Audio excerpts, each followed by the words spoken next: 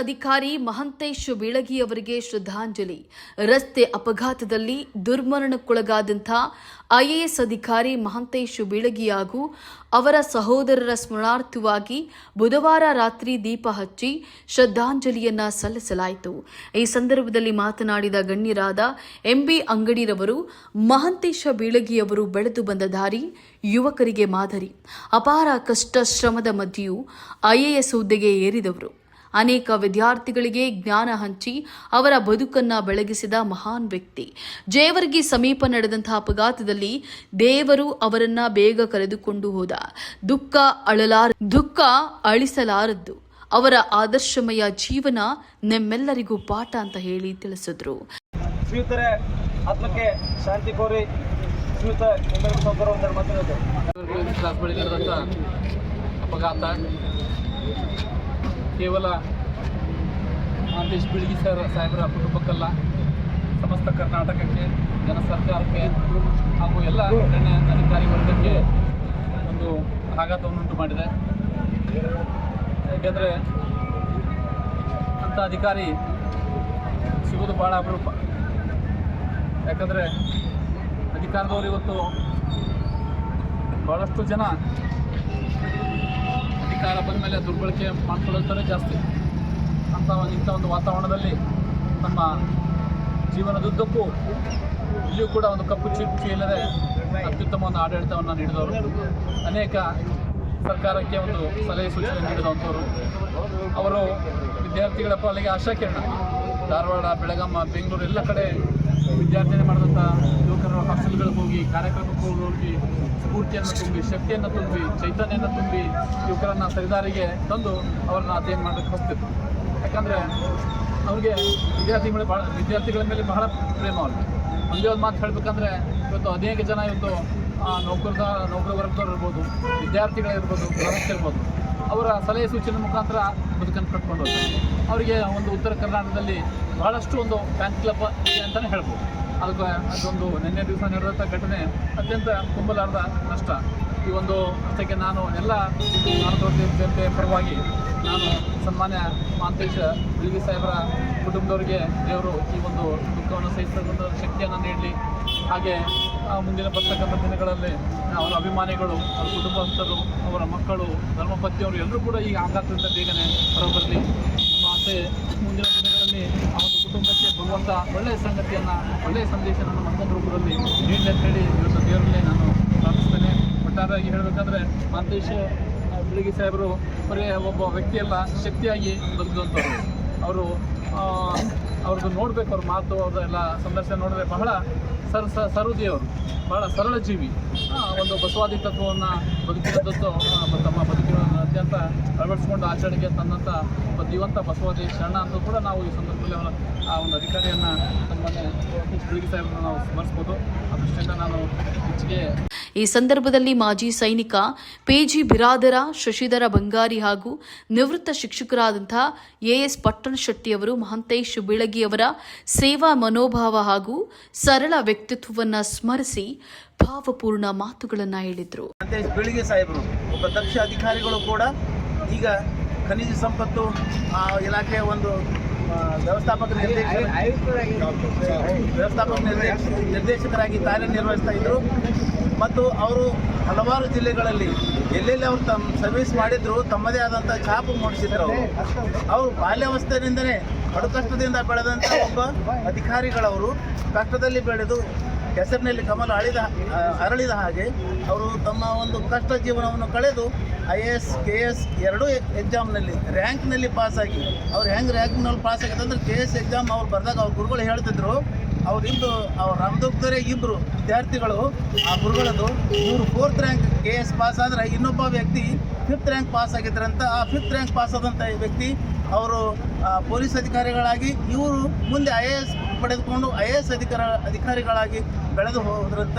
ಹಾಗಾಗಿ ಇವತ್ತು ಬೀಳಗಿ ಸಾಹೇಬರು ಅಗಲಿದ್ದು ನಮ್ಮ ಕರ್ನಾಟಕದ ಜನತೆಗೆ ತುಂಬ ನಷ್ಟದ ವಿಷಯ. ಯಾಕಂತಂದ್ರೆ ಇವತ್ತು ದಕ್ಷ ಅಧಿಕಾರಿಗಳನ್ನೋರು ಕೆಲವರು ಇರ್ತಾರೆ. ನಮ್ಮ ಇಡೀ IAS ಅಧಿಕಾರಿಗಳೇ ಸಾಕಷ್ಟು ಮಂದಿ ಅದಾರಂದ್ರೂ ಜನಪರ ಮತ್ತು ಸಮಾಜ ಪರ ಮತ್ತು ಈ ನಾಡಿನ ಪರ ಮತ್ತು ಅಧಿಕಾರಿ ಒಂದು ಸ್ಥಾನದೊಳಗೆ ಕುಂತ್ಕೊಂಡು ತನ್ನ ಜವಾಬ್ದಾರಿಯನ್ನು ಅರ್ಥ ಮಾಡಿಕೊಂಡು ಸೇವೆ ಮಾಡುವಂಥ ಅಧಿಕಾರಿಗಳು ಕೆಲವರು. ಅದರಲ್ಲಿ ನಮ್ಮ ಮಾಂತೇಶ್ ಬೀಳ್ಗೆ ಸಾಹೇಬರೊಬ್ಬರು, ಹಿಂದೆ ನಿಮಗೆಲ್ಲರೂ ಗೊತ್ತಿರುವ ಹಾಗೆ DK ರವಿ ಅನ್ನೋ ಸಾಹೇಬರಿದ್ದರು.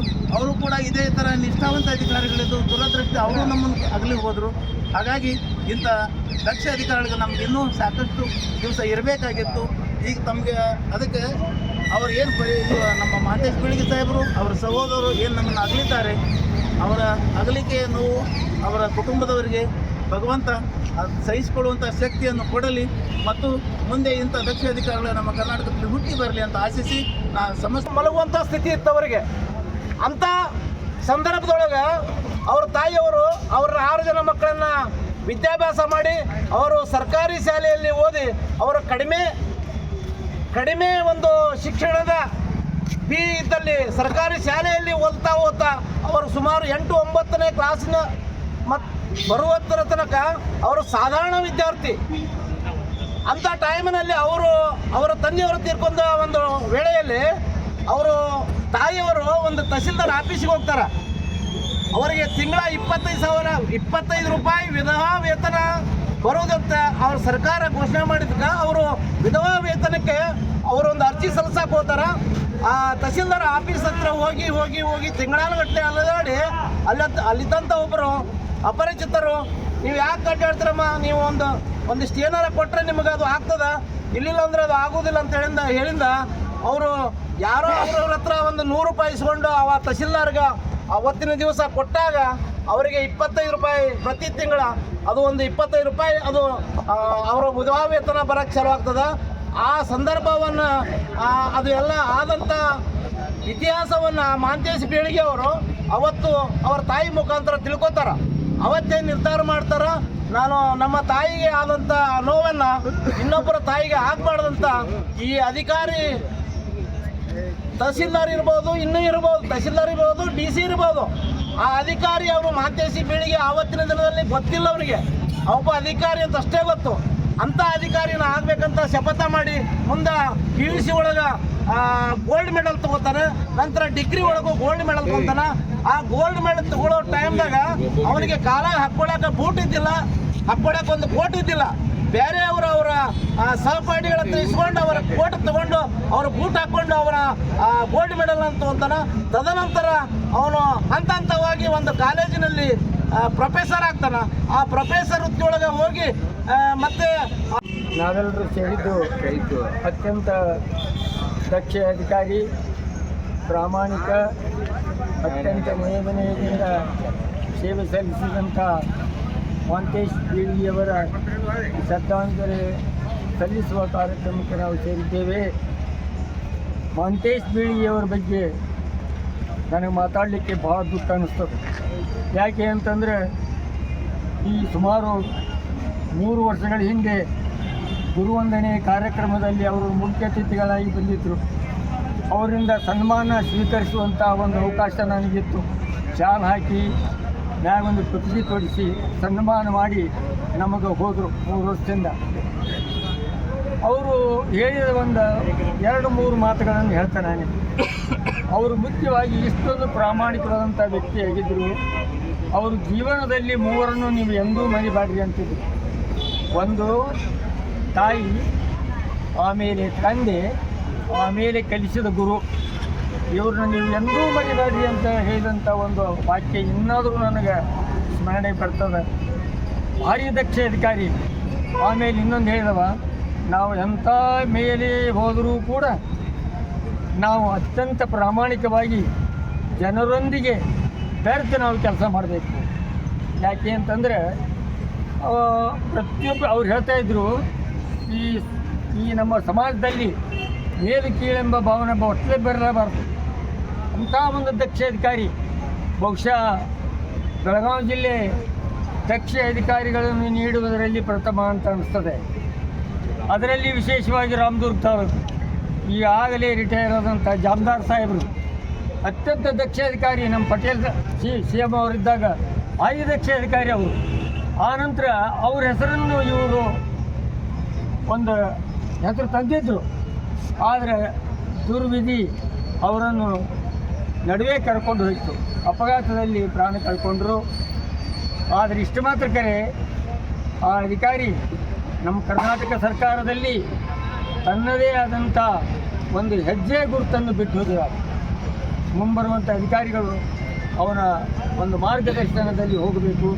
ಆಮೇಲೆ ಇನ್ನೊಂದು ಏನು ಅಂತಂದರೆ, ಈ ವಿದ್ಯೆ ಮತ್ತು ಪ್ರತಿಭೆ ಅತ್ಯಂತ ಒಂದು ಪರಿಶ್ರಮದಿಂದ ಆಮೇಲೆ ಕಷ್ಟದಿಂದ ಸತತವಾಗಿ ನಾವು ಪ್ರಯತ್ನ ಪಟ್ಟರೆ ಏನನ್ನಾದರೂ ನಾವು ಸಾಧಿಸ್ಬೋದು ಅನ್ನೋದಕ್ಕೆ ಈ ಮಹಾಂತೇಶ್ ಬೀಳಿಗೆಯವರು ಒಂದು ಸಜೀವ ಉದಾಹರಣೆ. ಅಂಥ ವ್ಯಕ್ತಿಯನ್ನು ಕಳ್ಕೊಂಡು ನಿಜವಾಗಿ ನನಗೆ ದುಃಖ ಅನಿಸ್ತದೆ. ದೇವರು ಅವರ ಕುಟುಂಬಕ್ಕೆ ಒಂದು ದುಃಖವನ್ನು ಸಹಿಸುವಂಥ ಶಕ್ತಿ ನೀಡಲಿ ಅಂತ ಮೃತ್ಯೋರ್ಮಾಮೃತಂಗಮಯ. ಓಂ ಶಾಂತಿ ಶಾಂತಿ ಶಾಂತಿ. ಒಂದು ನಿಮಿಷ ಮೌನ ಪ್ರಾರಂಭ.